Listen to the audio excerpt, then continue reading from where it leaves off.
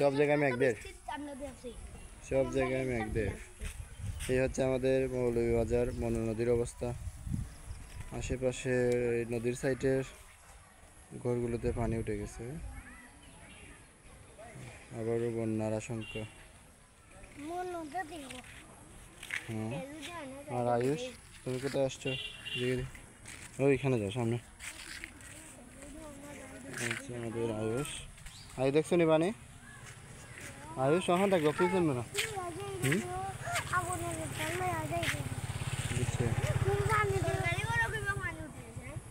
চারখাড়িগুলো উঠছে।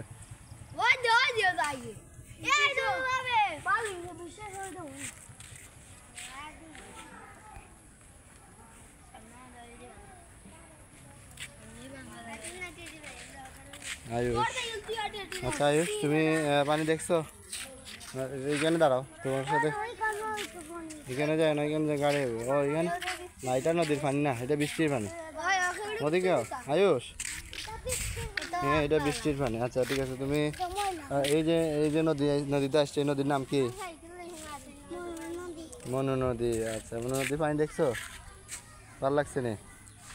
হ্যাঁ, মনু নদী দেখছো না? আচ্ছা, তো মনু নদীর পানি দেখছো নি? কতটুকু পানি, বেশি না কম? হ্যাঁ, ইউটিউবারও আছে সপ্তাহে। মনু নদীর পানি বেশি না কম? স্যার এডি মিডিয়া, স্যার এডি মিডিয়া সার্চ দিয়ে গিয়া পাইবা আজকে।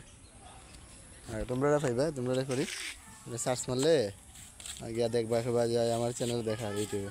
আর তুমি কি চেখো? তোমার বাসা কোন জায়গায়? সাক্ষাৎকার দাও।